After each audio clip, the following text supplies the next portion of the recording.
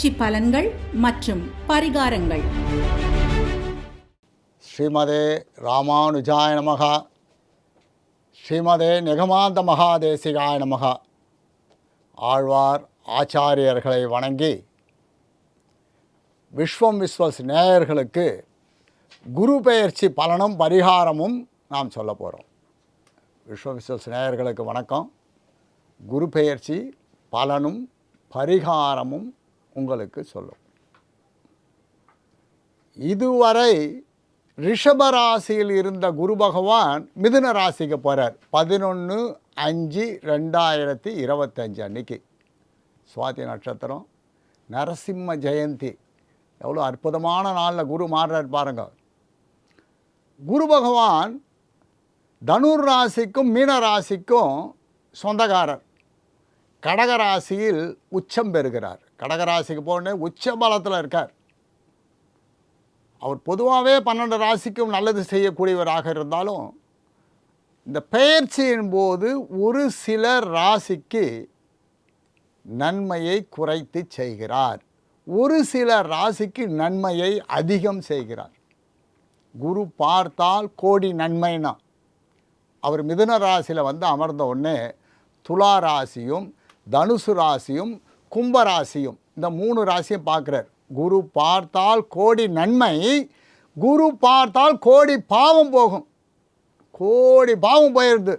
இப்போ இந்த 3 ராசி தான் அவரால் பார்க்க முடியும். எப்படி பார்க்க போகிறார்? 5வது பார்வை, 7வது பார்வை, 9வது பார்வை, இந்த 3 பார்வை அவருக்கு. துளாராசி, தனுசு ராசி, கும்பராசிக்காரர்களுக்கு சகல பாவமும் போய் புண்ணியங்கள் அதிகமாகும். அவர் என்ன பண்ணுறார்? ஒவ்வொரு ராசிக்கும் 2, 5, 7, 9, 11ஆம் இடத்துக்கு வரைச்சு அபரிமிதமான நன்மையை பண்ணுவார். 2ஆம் இடம், 5ஆம் இடம், 7ஆம் இடம், 9ஆம் இடம், 11ஆம் இடம். அந்த ராசிக்கு அவர் எந்த இடத்துல இருக்காரோ அதுதான் அந்த கணக்கு. இப்போ மற்ற ராசிகளுக்கு கெடுதலா என்பது இல்லை. மற்ற ராசிக்காரர்கள் எப்படி இருக்க வேண்டும், உஷாராக இருக்கணும் அப்படின்னு சொல்கிறதுக்காக தான் தனித்தனியாக மேஷன்லேருந்து மீனராசி வரலும் பலன்களும் பரிகாரங்களும் நம்ம சொல்ல போகிறோம். இந்த 12 ராசியில் எல்லா ராசிக்குமே அவரால் நல்லது செய்ய முடியாதுன்னா கூட நல்லது செய்கிற ராசிக்கும் பரிகாரம் உண்டு. நன்மையை பூரணமாக அனுபவிப்பதற்கு, தீமையை பூரணமாக அனுபவிப்பாமல் இருப்பதற்கு. ஒரு சில ராசிக்கு ரெட் லைட், ஒரு சில ராசிக்கு எல்லோ லைட், ஒரு சில ராசிக்கு க்ரீன் லைட். நீங்கள் சிக்னலில் பார்த்துருக்கலாமே, ரெட் லைட் வண்டியை நிறுத்திடு, மஞ்சள் லைட் ஸ்டார்ட் பண்ணிக்கோ, பச்சை லைட் போகலாம். நீங்கள் உங்கள் வேலையை தாராளமாக சௌகரியமாக செய்யலாம். பச்சை லைட் எரிகின்ற ராசிகள் எது, மஞ்சள் லைட் எரிகின்ற ராசிகள் எது, சிகப்பு லைட்டு. அப்போ அதனால் வண்டியை ஆஃப் பண்ணிவிட்டு ஓரம் நிறுத்துன்னு சொல்ல ரொம்ப ஜாகிரதையாக போக வேண்டும். ஸ்பீட் பிரேக் வச்சுக்கோங்க, நிதானமாக போங்கன்றோம். ரொம்ப ரொம்ப ரொம்ப நல்ல கிரகம் குரு, பெரிய கிரகம் குரு. இந்த பிளானட்லேயே ரொம்ப ரொம்ப பெருசு குரு.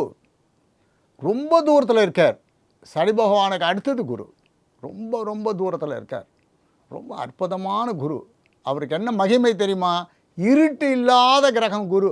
டார்க்கே கிடையாது அவருக்கு. கோல்டன் கலர், அற்புதமான கலர், கோல்டன் கலர், வெளிச்சமாகவே இருக்கும் 24 ஹவர்ஸும். எல்லா கிரகத்துக்கும் டார்க் உண்டு, லைட் உண்டு. இவருக்கு எப்போவுமே லைட்டு தான். அற்புதமான குரு. இந்த குரு பகவான் தேவகுருன்னு பேர், சுக்கிர பகவான் அசுர குருன்னு பேர். தேவர்களுக்கெல்லாம் குருவானவர், ரொம்ப எளிமையானவர், நல்லவர், சத்திய தர்மத்தை போதிக்கிறவர், யாருக்கும் கெடுதல் பண்ணாதவர், யாருக்குமே கெடுதல் பண்ணுறதில்லை. அதனால தான் அவரை நம்ம போற்றி வணங்குகிறோம். குரு பகவானை போற்றி வணங்குகின்ற பொழுது 12 ராசிக்காரருக்கும் அவரால் கெடுதல் இல்லை. போற்றி வணங்கணும். குரு பகவானை நம்ம வணங்க வணங்க வணங்க அந்த குரு பகவானால் கெடுதல் பண்ண முடியாது போயிடுது. குரு பகவான் நவகிரகத்தில் இருப்பார், குரு ஸ்தலத்தில் இருப்பார், உங்களுக்கு ஆச்சாரிய ரூபத்தில் இருக்கார் குரு. எத்தனையோ விதமான இருக்கச்சு அவர்களை போய் நம்ம நமஸ்காரம் பண்ணச்சு, போற்றி வணங்கச்சு, அவரை புகழ்கின்ற பொழுது அவரால் நன்மை அதிகமாகும்.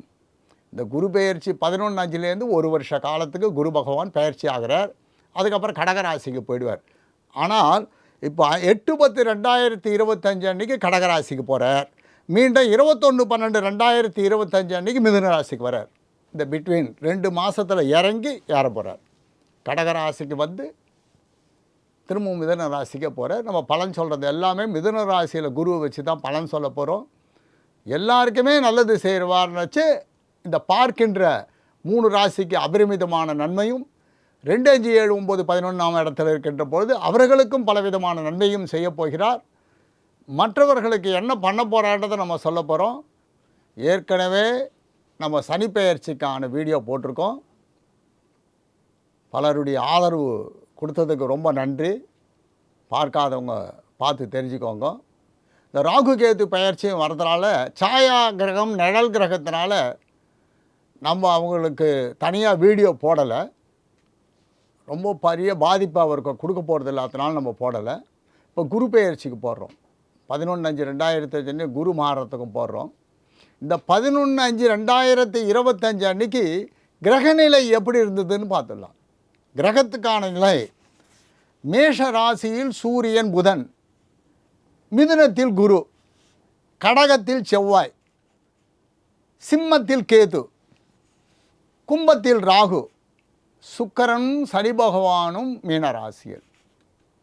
இந்த 29/3/2025 அன்னைக்கு திருக்கணித பஞ்சாங்க பிரகாரம் சனி பகவான் மீனராசிக்கு பிரவேசித்தார். இப்போ வாக்கிய பஞ்சாங்கம்னு ஒன்று இருக்கு இல்லையா, அந்த வாக்கிய பஞ்சாங்கம் பிரகாரம் 6/3/2026 அன்று தான் பெயர்கிறார். இப்போ திருநள்ளாறு சனி பகவானுக்கு உள்ள ஸ்தலத்தில் 6/3/2026 அன்று தான் சனிப்பெயர்ச்சிக்கான அங்கே பூஜைகள்லாம் செய்ய போகிறாங்க. மனிதர்களுக்காக நம்ம ஜாதகப்படி 29/3 திருக்கணிதப்படி நம்ம பலன்கள்லாம் பார்த்துட்டோம். இப்போ குரு பெயர்ச்சிக்கான பலன்கள் பார்க்குறோம்.